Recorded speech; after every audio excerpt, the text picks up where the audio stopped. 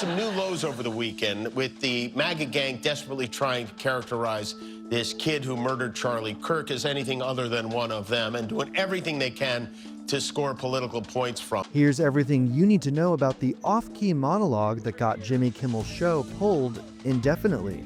The controversy began during Monday's show when the late-night comic started off by claiming that MAGA was using Charlie Kirk's assassination to score political points. But Kimmel didn't stop there. He went on to call out President Trump, who is scheduled to deliver a speech at Kirk's memorial service on Monday, for what he deemed to be an insufficient reaction to the murder. In between the finger-pointing, there was grieving. On Friday, the White House flew the flags at half-staff, which got some criticism. But on a human level, you can see how hard the president is taking this. My condolences on the loss of your friend Charlie Kirk. May I ask, sir, personally, how are you holding up over the last day and a half, sir? I think very good. And by the way, right there, you see all the trucks? They've just started construction of the new ballroom for the White House, which is something they've been trying to get, as you know, for about 150 years.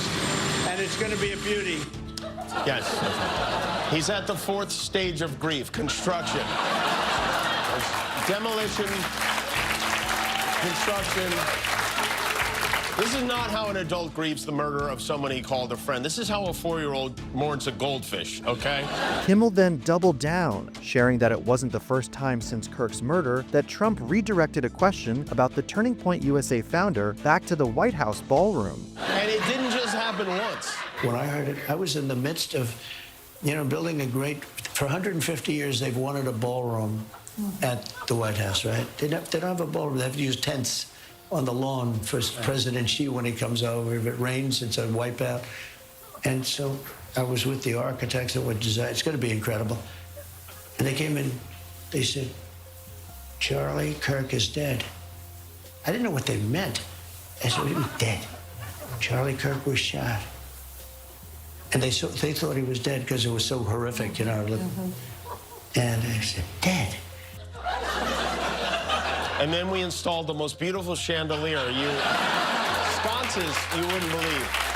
There's something wrong with them. There really is. I mean, The backlash to Kimmel's monologue was swift, including from the Federal Communications Commission chair, Brendan Carr. The President Trump appointee blasted Kimmel's remarks and urged affiliates to preempt his program during an interview with conservative podcaster Benny Johnson. Change needs to happen on Kimmel, Carr said. Nexstar Communications, which operates 23 ABC affiliates, announced it would no longer carry the program due to Kimmel's remarks. Hours later, ABC took Carr's words and Nexstar's actions to heart and canceled the show indefinitely. Sinclair Broadcasting took things even further, announcing that the suspension wasn't enough and vowing to yank Jimmy Kimmel Live from its stations until the host apologizes directly to Charlie Kirk's family and donates to his political activist group. The company also demanded that formal discussions are held with ABC regarding the network's commitment to professionalism and accountability. Kimmel's removal has sparked fierce debate, with critics accusing ABC and its parent company Disney of bowing to political pressure, as President Donald Trump cheered the suspension.